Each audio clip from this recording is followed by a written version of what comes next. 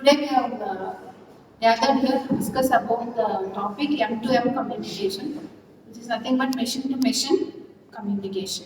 Okay. So you know that you are following design thinking based approach in our college. So design thinking consists of 5 stages: empathy, define, ideate, prototype, and test. Okay. So I'll give you a few minutes to discuss among yourselves on the M2M communication. Later we can share the points with each other. We can start the discussion.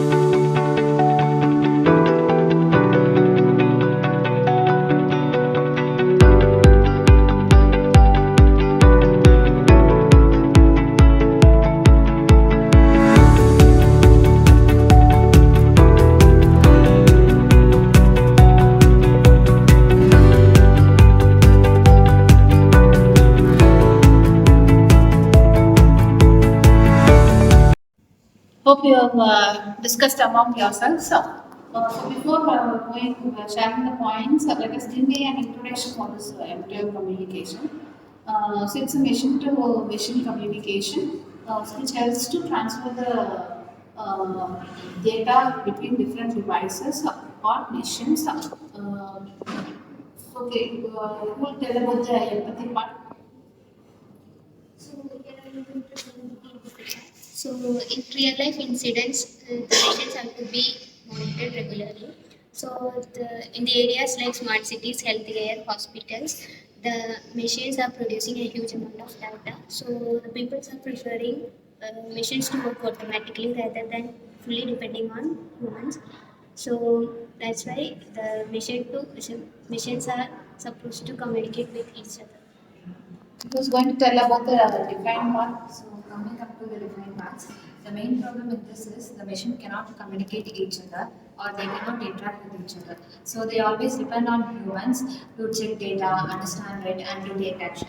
In some places like smart cities, hospitals, and factories, action should be taken oftenly. So this may take so many times, such as many machines are involved and can cause some mistakes.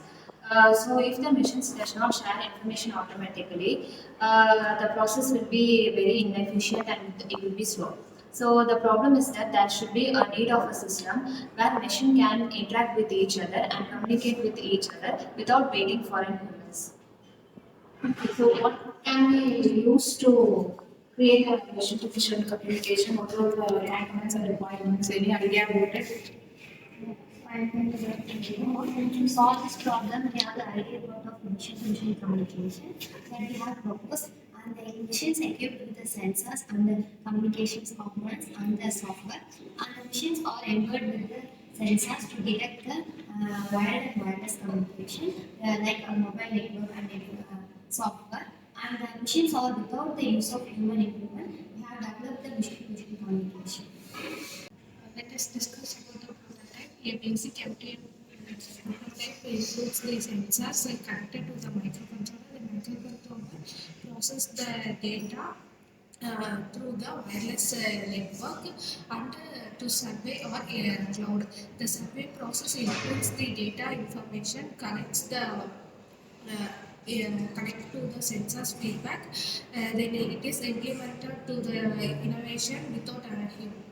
Okay. What about testing? So in testing part, the M2M prototype is tested in real-time scenarios like smart meters, industrial machines, and tele monitors. So it collects the data accuracy, result timings, and reliability. It also checks the errors and problems. Based on the test result, the system is improved and also add several efficiencies and reliabilities. Okay, so based on your points, I would like to conclude it. So generally, M2M communication consists of the components like physical devices, like sensors and actuators, in order to capture the data.